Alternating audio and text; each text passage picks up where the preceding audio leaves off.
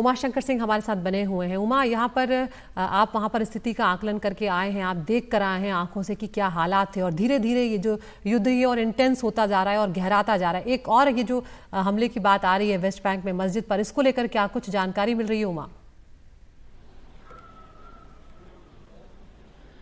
जी देखिए, जानकारी तो वही है जो आपने दी है। इसमें इजराइल की तरफ से दावा किया गया है कि इस मस्जिद में जो टेरर ऑपरेटिव थे वो अपना ऑपरेशन चलाने की कोशिश कर रहे थे और इसलिए उस पर हमला किया गया। कितनी तादाद में वहां पे लोग मरे हैं ये जानकारी इजराइल की तरफ से नहीं दी गई है, लेकिन फिलिस्तीन की तरफ से जो जानकारी आई है उसमें ये कहा गया है कि 2 फिलिस्तीन नागरिक जो है इसमें मारे गए हैं और कई घायल हुए हैं। तो हमले तेज करने के पीछे जो इजराइल की वजह है वो ये है कि वो ग्राउंड ऑपरेशन के पहले ज्यादा से ज्यादा हमास की कमर तोड़ना चाहता है। ये बात घोषित तौर पे आईडीएफ के प्रवक्ता ने भी कहा है कि कैजुअलिटी हमारी कम हो, इसके लिए जरूरी है कि पहले उनकी कमर तोड़ी जाए और इसलिए इजराइल ने यह कहा है कि हमले और ज्यादा वो तेज करेगा। इस बीच हमने देखा है कि किस तरीके से हमले की जद में आकर बड़े पैमाने पर फिलिस्तीन में गाजा पट्टी में खासतौर पर जो लोगों की जो मौत है वो हो रही है। 4300 से ज्यादा लोगों की मौत हो चुकी है और इसकी जद में आकर मरने वालों में बच्चों की तादाद बहुत ज्यादा है।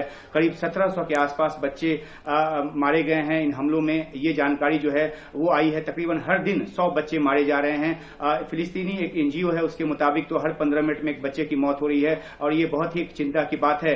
दूसरी तरफ जो हॉस्पिटल में बच्चे एडमिट हैं, खासतौर पे इंटेंसिव केयर यूनिट में जो छोटे बच्चे हैं उनकी जान को खतरा है। सिपा अस्पताल की तरफ से एक वीडियो जारी किया गया है जिसमें कहा गया है कि 130 बच्चों की जान इसलिए खतरे में है क्योंकि हॉस्पिटल का जो ईंधन है वो खत्म हो रहा है। पावर जनरेटर उसके बाद चलाया नहीं जा सकेगा और पावर जनरेटर नहीं चलेगा तो जो जीवन रक्षक उपकरण हैं वो नहीं चलेंगे और उसमें बच्चों की मौत का जो खतरा है। इसलिए ये अपील की गई है कि ईंधन ज्यादा से ज्यादा पहुंचने दिया जाए। हमने जैसे कि बात की 20 ट्रक जो सामग्री है वो पहुंची है, लेकिन उसमें ज्यादातर खाना और दवा जैसी सामग्री है। जहां तक ईंधन की बात है तो उसकी बहुत बड़े पैमाने पर गाजा को जरूरत है। लेकिन देखना है कि ये जो तमाम जो अंतर्राष्ट्रीय संस्थाएं जिन्होंने अपील की है कि गाजा में ज्यादा से ज्यादा राहत सामग्री पहुंचे। यूएन का अपना आकलन है कि हर दिन तकरीबन 100 ट्रक चाहिए। 20 ट्रक काफी नहीं है, कम से कम 100 ट्रक चाहिए वहां की लोगों की जरूरत को पूरा करने के लिए। लेकिन इजराइल जो है उसने एक चेक बना रखा है। उसने ये कहा है कि अगर हमास नहीं लूटता है इन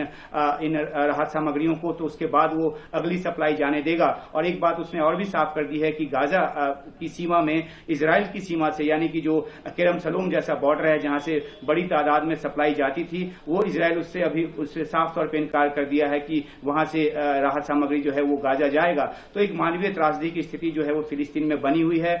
जो इजराइल है उसके हमले और ज्यादा तेज हो रहे हैं। डिप्लोमेटिक फ्रंट पे जो कोशिशें हैं चल रही है। कतर की मध्यस्थता के बाद जो 2 अमेरिकी नागरिकों को छुड़ाया गया था उस कतर के विदेश मंत्री ने अमेरिकी विदेश मंत्री से बात की है और गाजा में तनाव कम करने की जरूरत बताई है ताकि और बंधकों को जो है वो छुड़ाया जा सके।